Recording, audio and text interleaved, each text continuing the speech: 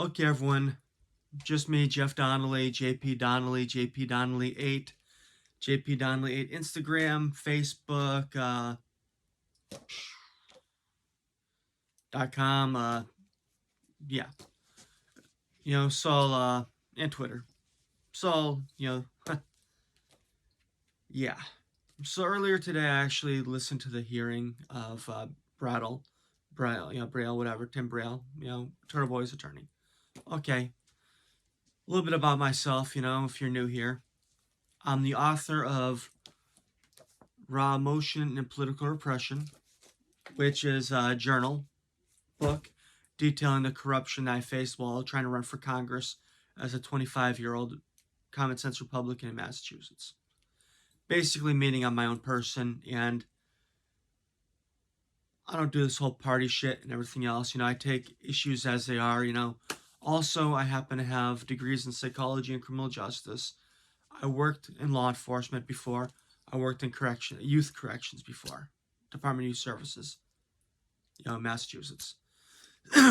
So, this hearing, looking to sanction him like 10 grand, which honestly, with the money Turtleboy's paying him, Turtleboy raised over 100 grand right now, 10 grand, if that's all going to Bradl, which it should be, hypothetically. That's 10%, okay. But now Turtleboy's trying to raise 200 grand, which honestly I think that's low for as many charges as Turtleboy's facing. But if you look at it, right, Bradl is getting paid a ton of money to represent Turtleboy. And what has Turtleboy done?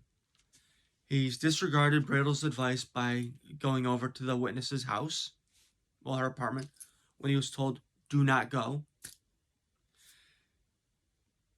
They went before the judge after getting a restraining order against him, asking if he could publish personal, private DSS, whatever, DSS, DCF, private communications about her.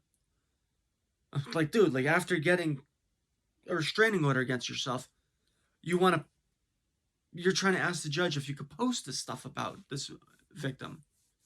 You can't do it. What the fuck? Come on, man. Common sense. Really, come on. If you don't agree with the restraining order, you appeal it. And if you win, you win. Otherwise, you just leave that person alone. Don't talk to him. You keep on going after Kate, about restraining orders and stuff like that. And here you are. Well, so, this attorney.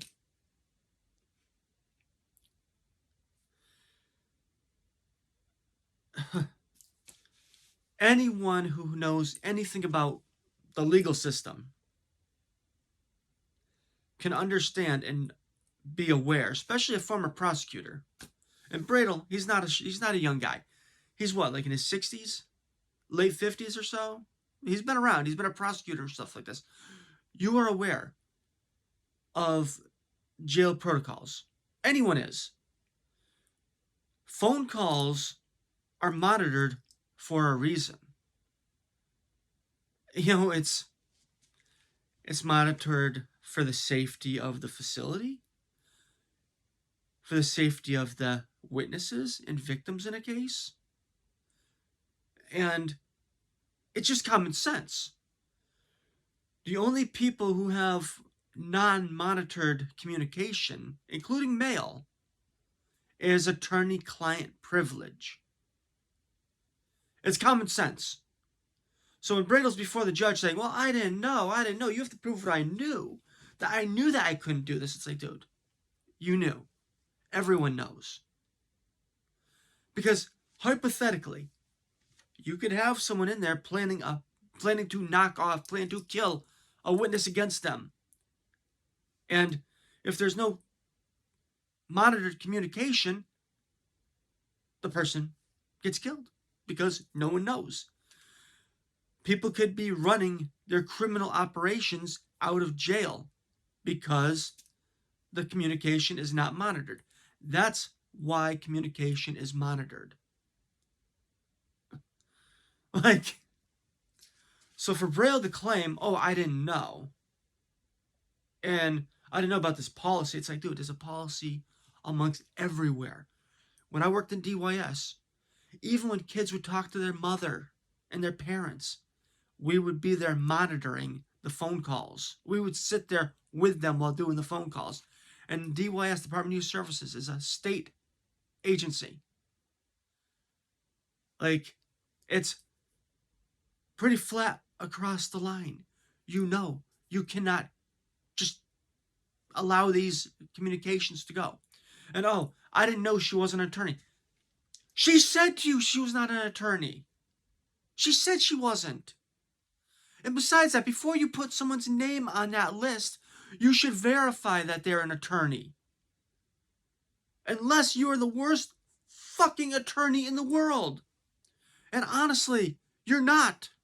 You're not. So when you play that game, you're assaulting yourself and the judge's intelligence and everyone else's intelligence. Come on, man. You know what the hell you did. Because ask yourself this.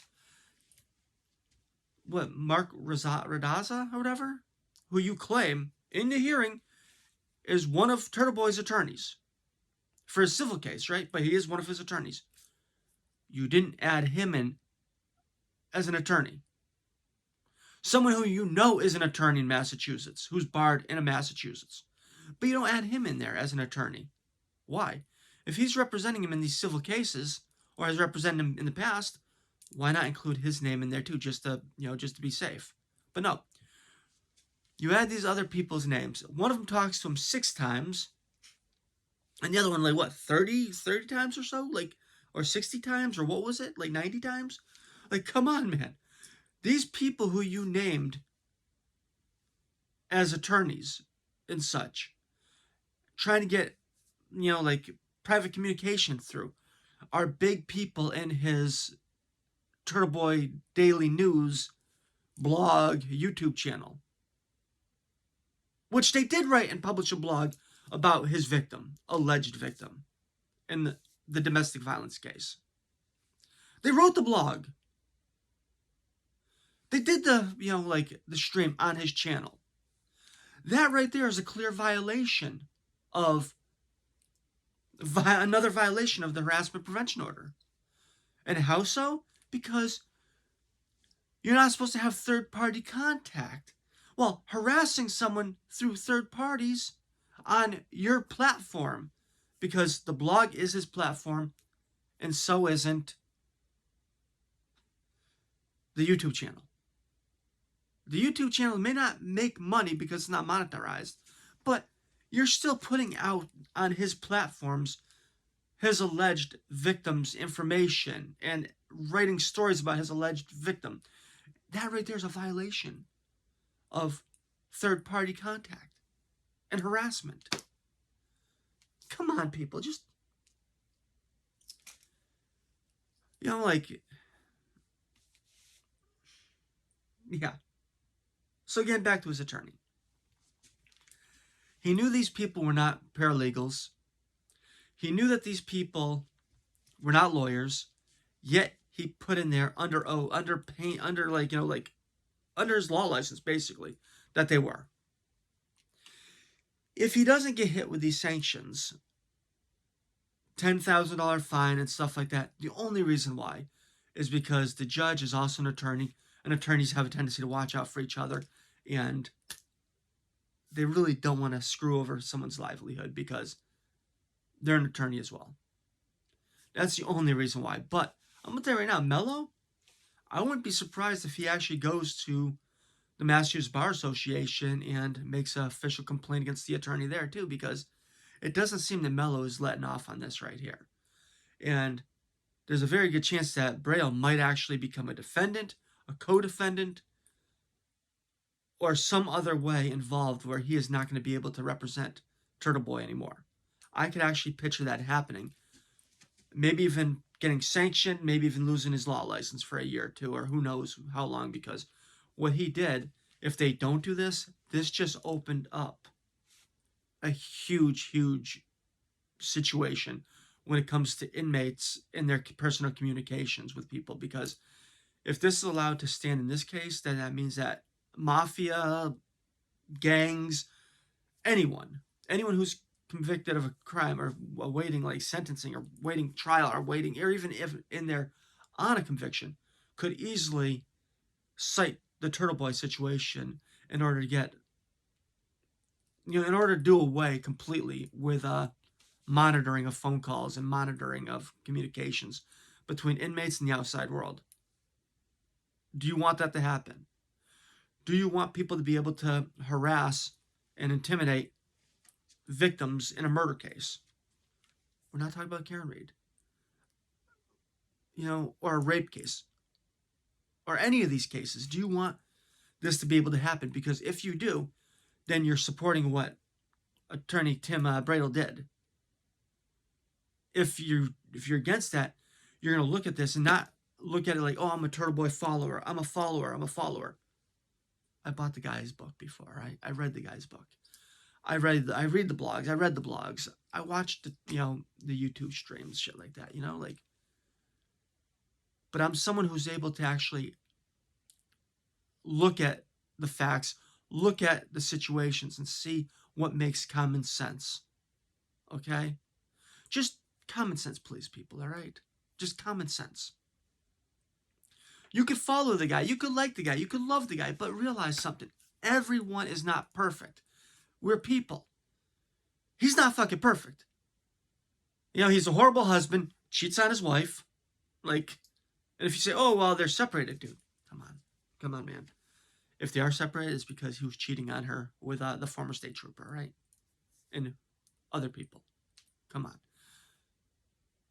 The guy's, he's not someone to look up to, all right? He is entertaining, but he's not someone to look up to, all right? Come on.